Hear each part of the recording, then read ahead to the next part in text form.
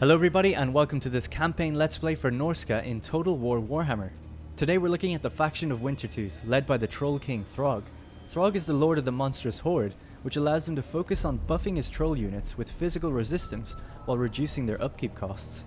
As well as that, all armies are immune to all types of attrition, allowing Wintertooth armies to navigate any terrain unscathed. You join me in the early stages of my campaign at turn 33. Currently, we're in the process of consolidating the rest of Norskan territories, and after fighting with many different Norskan tribes, only one other remains. Norska, led by Wulfric the Wanderer, has escaped me for several turns now, and we're in the process of looking for him. The famed monster hunter is now the hunted. If we look at the faction summary screen, we can see that even though we own plenty of settlements, we're currently suffering a heavy loss of income, which if we don't fix soon, will cause bankruptcy and potentially cause us a massive setback. As the Norskan faction, we're natural-born raiders, not well versed in the economic side of things, preferring a more direct approach, so it's good to have enemies you can rely on for plunder. And the enemies we have no shortage of. We're currently at war with Kislev, who have moved into Troll Country and discovered Throg's lair at Erengrad, so we're on the warpath to take that back. The Bretonnians have been doing some pesky raiding of our newly established coastal settlements.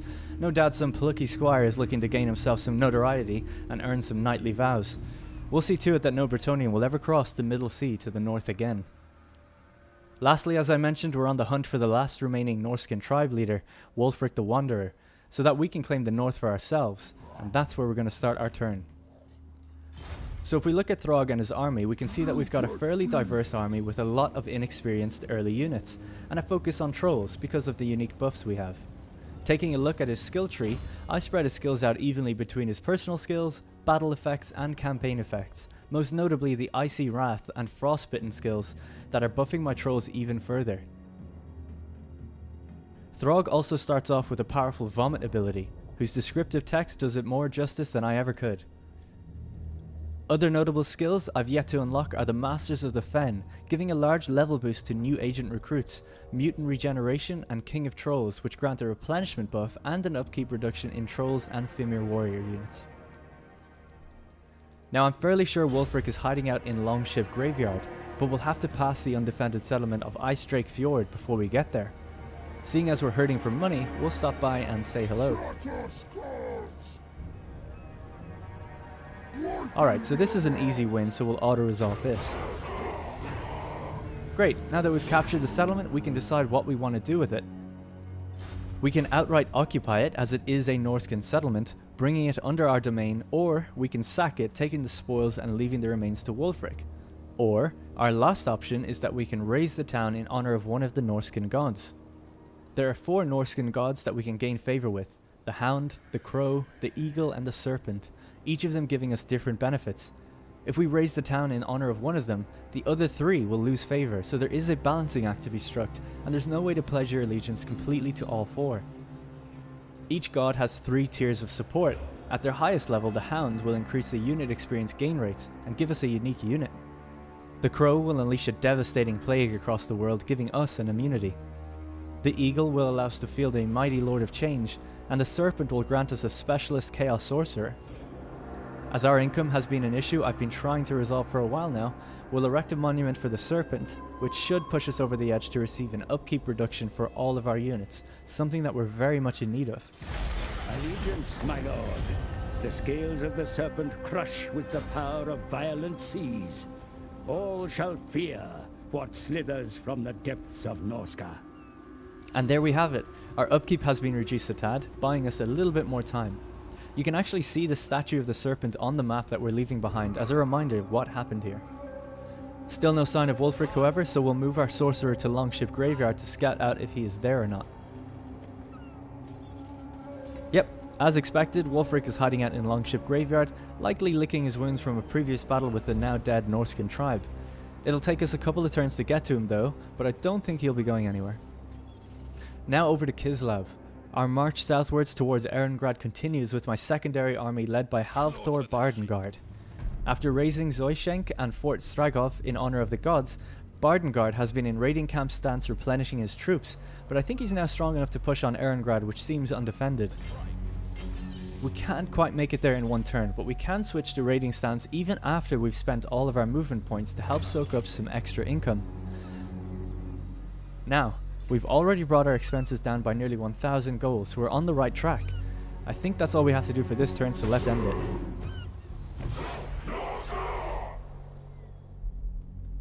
You want to die now, or when my ice age comes? Ostland have declared war on us. Not particularly good news given the amount of enemies we have, but I don't think they're an immediate threat. Ah, nice. Something I failed to mention is that a few turns ago Trogga reached level 8, meaning that we unlocked one of his quest chains, the Wintertooth Crown.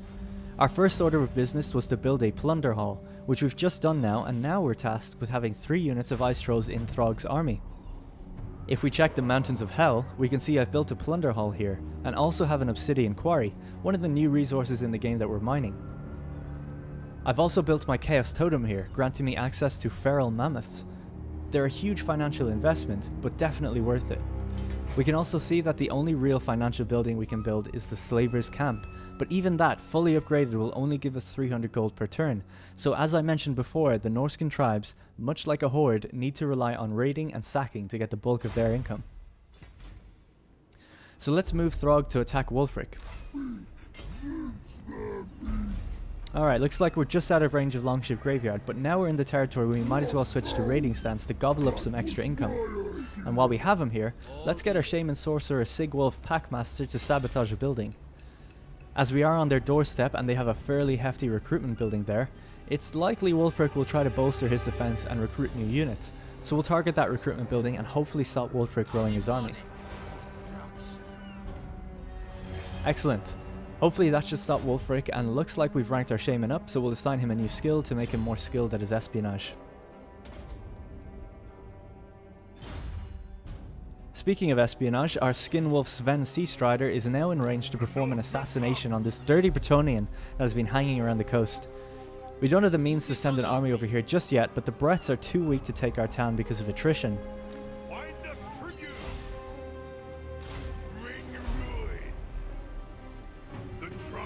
Awesome, Jean Paquette has met his end swiftly, and now we can rank up our Skinwolf. For the battle effects, you have to choose whether you want to focus on defense or attack, and then eventually unlock an augment associated with that style of fighting. We'll continue down the vicious assault path, and once we have the frenzied assault, place him in one of our armies. Now, moving back over to Troll Country, our army is now ready to march on Erengrad. Again, this is a campaign let's play after all, so we're gonna auto-resolve it. Okay, that was a bit of a closer victory, but now we're able to establish an outpost. Norscan tribes can establish outposts on coastal cities and all major faction capitals.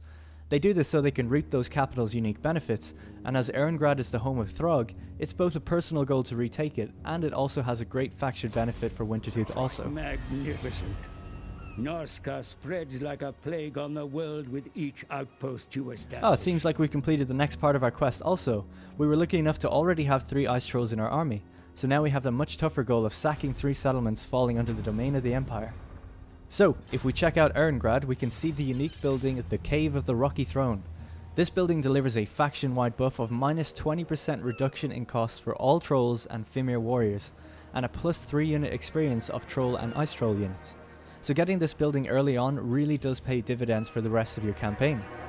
Now unfortunately it's going to take a while until we can build it, so we'll build a growth building to our Lara settlement to construct it. Fresh from the Battle of Erengrad, Halvthor has now ranked up. So let's take a quick look at his skills also. Now like the Skinwolf, you'll be making a decision with how you want your general to perform in battle, locking out the other options. I've proceeded down the Fury of the Hound chain, making Halvthor an absolute beast of offense in battle, giving him the Berserker and Rage ability. You can also head down the chain of Armor and Regeneration, Defense and Magic attacks, and Health and Leadership to really tailor your general to your playstyle or to your preferred character. Okay, so that's about everything we have for this turn. We're pretty well established now, staying ahead of our loss of income, so let's end it.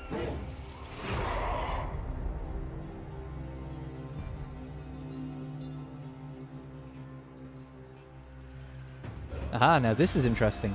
We finally researched the Monstrous Arcanum. This book teaches us about some of the most feared monsters in the Warhammer world, and we can accept the challenge to hunt them, granting us unique items in our army and some other surprises we'll talk about later. There are 3 levels of monster hunts, so we need to research more technologies to unlock more, but for now we've got more than enough to keep us busy, so we'll focus on a different tech for now.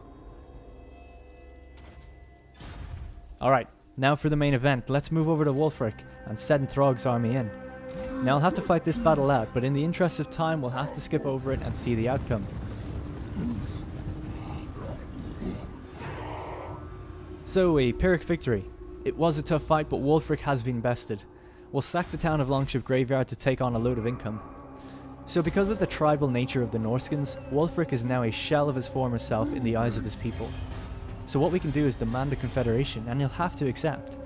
This is true for any of the tribes. Defeating the faction leader of that tribe will disgrace him, forcing him to accept a confederation if you want one.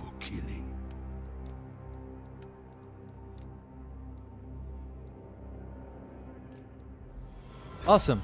We're now the sole ruler of Norska. Throgg is the king in the north, and we can now turn our gaze southward to the lush territories of Ostland and Bretonnia. So that's it for our Let's Play of Norska. Hope you've all enjoyed seeing what this faction has to offer. Remember to leave a comment below to let us know what you think and to subscribe for more Total War videos.